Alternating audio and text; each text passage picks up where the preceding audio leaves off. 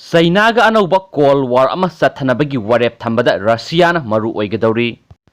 US President Donald Trump na mahaki Russian counterpart Vladimir Putin da phone tawduna tungda pangthokadaba arm control all security amasum Iran oiragliba ahongbasingi matangda Beijing wu yahollu haina haikre. Washington amasum Moscow da yumpham oiba diplomat singna phongdorakpagi matung ina haukiba tha anigi manungda Trump na president phone tawkibasi handakki asina mangarak subni haidi. Russian Federation China bu yanaba ama puraktuna malem gi oina santi puraknaba lambi ama yatpa ngamba oidi.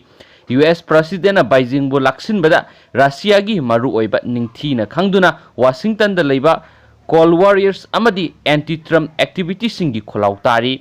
Makoina di China bu makoi gi enemy number 1 oina laude Moscow bu oina lauri. Marak asida US Secretary of State Mike Pompeo na malem gi lebak singda paujel kya thaduna Chinese President Wing Jinping na sathariba thawong singi mayokta laina honarakli. English singa samapan humdragi paringda Nixon Kissinger doctrine maram oiduna Mike Pompeo na China bu onsinabada malem gi lebak kya khomjinanaba thoranglakli. China gi matangda Nixon Kissinger na China ga yanaba purakhibado India gi apambagi mayokta oikhi. Washington na New Delhi bu English singa samapan humdraga matoida Pakistan khaidokhibagi maral sikhi amasum USS Carrier Enterprise opposition da move tawki. Mamang na hawkiba lanmi gi record singna Cold War gi maramda mangona khangan khibadi communist singi matam suppada oidaba ngangi haina Secretary Pompeo na phongdorakhi.